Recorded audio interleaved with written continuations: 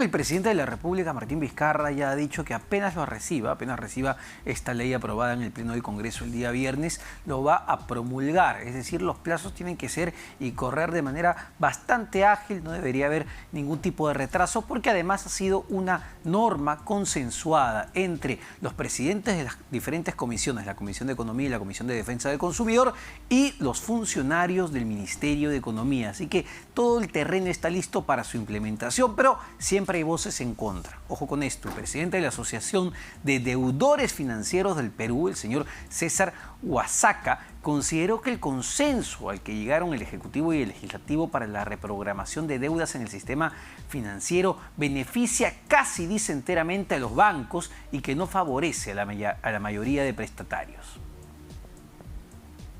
Pareciera una propuesta que lo hayan consensuado, no en el Ejecutivo, tampoco en el Congreso, sino en la Asociación de Bancos, porque está casi todo a favor de las entidades financieras que nosotros les denominamos usureras por el cobro de interés, no tiene rostro humano, nada a favor de la gente más necesitada, no favorece a la mayoría de prestatarios. Eso que dicen 7 millones no es tan cierto, puesto de que quienes tienen préstamos de 10.000 soles en el caso de personales y de consumo, pues son pocos, y también los de MIPES, que llega solamente hasta 20.000, si es publicada esa ley y su reglamento. La mayoría de MIPES trabajamos con más de 20.000 soles. El cliente, el prestatario, debe estar como se dice, limpio en todo su sistema, en el sistema financiero, y que beneficia solamente, que por decir tiene 2, 3 préstamos, beneficia a uno solo. Ahora, el interés que le cobran al usuario es en plan de 30, 40, 50%, inclusive en muchos de los casos. Entonces, se le rebajan 10%, digamos, con las condiciones que le pone todavía esta disposición, a 20, a 25%, casi no significa nada de un 40%. Si le sacamos el porcentaje de un 40% o de un 30% menos, significa algo más de 5, 6%, por lo mucho 7% menos. Sigue siendo alto. Bueno, pero para conocer a quiénes va a beneficiar y cómo acceder a estos beneficios, estamos ya conectados con Jorge Carrillo Acosta. Él es profesor de la Pacífico Business School, a quien le agradezco por acompañarnos esta tarde, Jorge. Y en principio, y para que la gente lo tenga sumamente claro, porque esto va a generar y ya genera mucha expectativa, ¿a quiénes efectivamente una norma de este tipo va a beneficiar? Porque se habla de 7 millones de potenciales beneficiarios, pero ¿quiénes serían estos beneficiados? Gracias, Omar, por la invitación nuevamente. Mira, la norma está apuntando a un perfil específico de deudor, ¿no? En primer lugar, aquellas personas que se encontraban como buenos pagadores antes de la pandemia, ¿no? Que al cierre de febrero tenían una calificación de normal o CPP, lo que significa, por ejemplo, que en un crédito de microempresa o un crédito personal tenía máximo un atraso de 30 días o en un hipotecario máximo de 60 días, ¿no? O sea, tenían intención de pago y venían pagando puntualmente antes de la pandemia, pero desde marzo, pues, con el tema de las cuarentenas, el cierre de empresas, el desempleo, la suspensión perfecta de labores, ya no tienen esa misma posibilidad de pago y han tenido ciertos retrasos durante estos 6 meses, digamos, ¿no? Ese es el primero que se enfoca. Y lo segundo, obviamente, es a la gente más vulnerable, ¿no? A los que se supone que tienen menos ingresos, por lo tanto, también tienen menos crédito, ¿no? Entonces han limitado el tope, pues, a 10.000 soles para un crédito de consumo, por ejemplo, o 20.000 para un crédito de microempresa.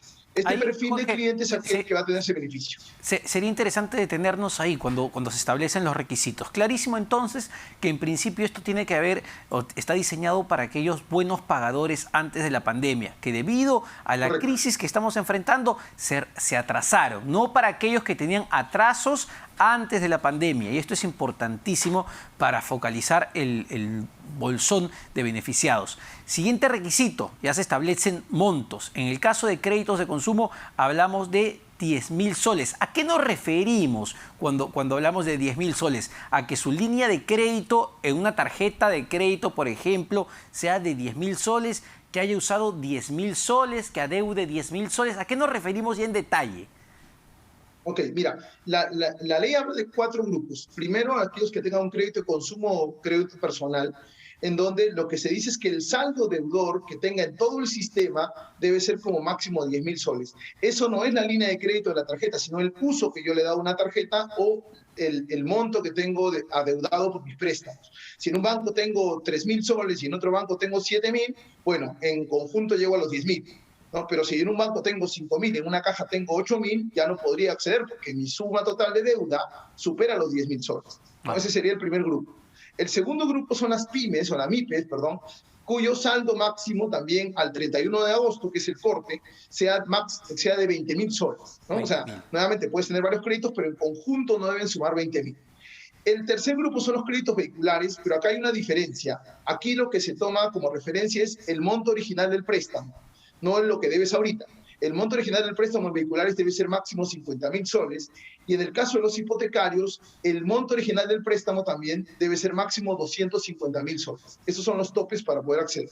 En todos los casos, Jorge, ¿hablamos de moneda nacional o se puede hacer la conversión a dólares si es que el préstamo ha sido tomado en dólares?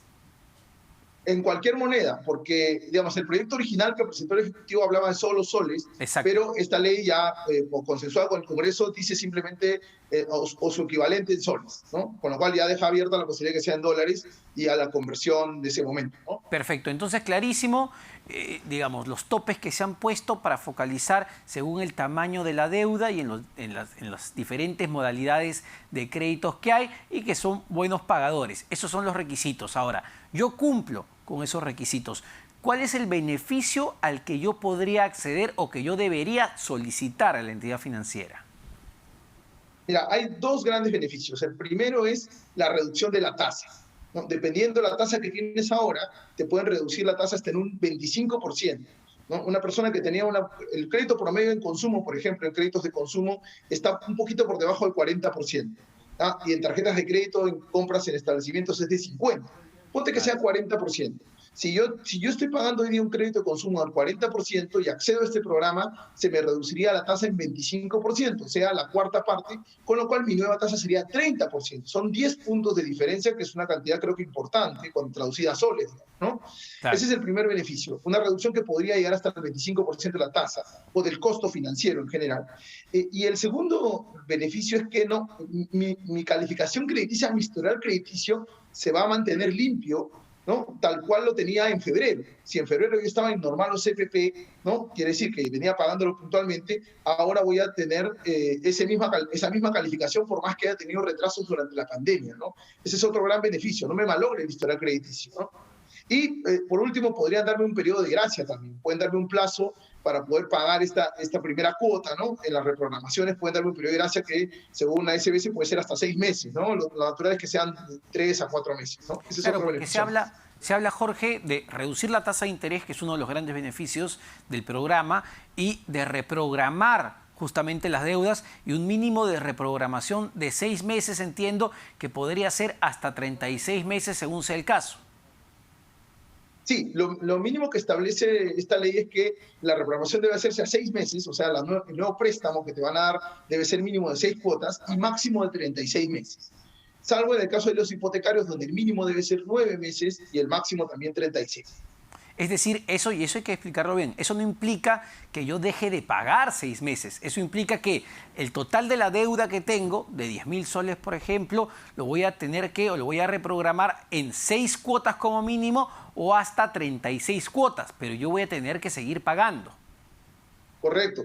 Lo que se calcula es con lo que debes en este momento, ¿no? Y ese monto es como si fuese un nuevo préstamo con una tasa reducida, cuyo plazo mínimo es 6 meses o 9 para hipotecarios y el máximo es 36 meses. Vamos a tener que pagar en 6 cuotas mínimo, máximo en 36 cuotas. Ahora, Jorge, ¿qué pasa? Porque incluso en el título de la norma aprobada se habla de reprogramación y congelamiento. ¿Qué dice la norma sobre el congelamiento y cuál es la diferencia para los que nos están escuchando entre reprogramar mi deuda y congelar mi deuda? Ok, mira, cuando yo reprogramo, vamos a suponer que yo reprogramo con un periodo de gracia de 3 meses. O sea, la cuota que tenía que pagar en noviembre, diciembre y enero, se patean 3 meses más, ¿no? Y empiezo a pagar todavía en febrero, ¿no? Al momento de reprogramar, los intereses de esos 3 meses se van a considerar, o sea, sí me van a cobrar esos intereses, pero no en esos 3 meses, sino más adelante. O sea, las cuotas van a aumentar porque en cada cuota voy a pagar un pedacito de esos 3 meses de intereses que me están dando de gracia. Eso pasa en la reprogramación. O sea, sí se aplican intereses, pero no me los cobran en el periodo de gracia, sino me los cobrarán pues en las cuotas ordinarias que yo pacté con la entidad financiera. Es decir, Esa y es eso una hay que aclararlo, reprogramación. Jorge, ¿ah? Eso hay que aclararlo porque mucha gente piensa, ok, tengo el periodo de gracia, no pago nada y las cosas siguen Eso, igual. No, eso es un gran error. en ese tiempo te van cobrando. Mira, y eso pasa no solamente para los créditos reprogramados por el COVID, para cualquier préstamo, un crédito hipotecario, un crédito vehicular. Un amigo médico el otro día me decía, oye, el banco me ha permitido que pague la primera cuota en febrero. Y yo le decía, ya, pero por estos 5 meses, desde octubre hasta febrero, te van a cobrar intereses. Ah, no sabía. Sí, pues porque la gente muchas veces cree que es gratis esos periodos de gracia. Sí implican intereses. Entonces, en una reprogramación hay que pagar esos intereses, pero no en el periodo de gracia, sino más adelante. En el caso del congelamiento, no. Ahí te perdonan los intereses de esos 3 meses. ¿No? La entidad financiera lo que te dice es, ok, no te voy a cobrar, te voy a aplicar 0 intereses de tasa durante el periodo de gracia y ya después me sigues pagando las cuotas normales que venías pagando, ¿no? Es una condonación de intereses, una anulación de esos intereses. Y la norma, Jorge, corrígeme si me equivoco, habla de reducir tasa de interés porque pone eliminar o condonar algunas cuotas. Sí, sí, lo que habla la norma es reducir el costo financiero, como te decía, máximo 25%. Eso se puede dar con dos caminos, o achicando la tasa de interés o condonando, que quiere decir perdonando algunas cuotas, ¿no? Para que al final el costo total del crédito sea 25% menos o 20% menos, dependiendo de la tasa que venía pagando, ¿no? Que es diferente al congelamiento, ¿no? El congelamiento es simplemente te doy un plazo en el cual no te cobro intereses y todo lo demás sigue corriendo igual. Perfecto, clarísimo, clarísimo. Jorge, muchas gracias. Jorge Carrillo Acosta, profesor de la Pacifico Business School, dándonos luces sobre esta ley aprobada en el Parlamento y que estaría a días, si no a horas, de ser promulgada por el presidente de la República y beneficia a un gran grupo, a millones de peruanos, a millones de clientes del sistema financiero que se han visto afectados justamente por la pandemia. Más información en la página web de rpp.pe, sección de Economía. Vamos a una pausa. Venimos todavía con mucho más aquí en Economía para Todos.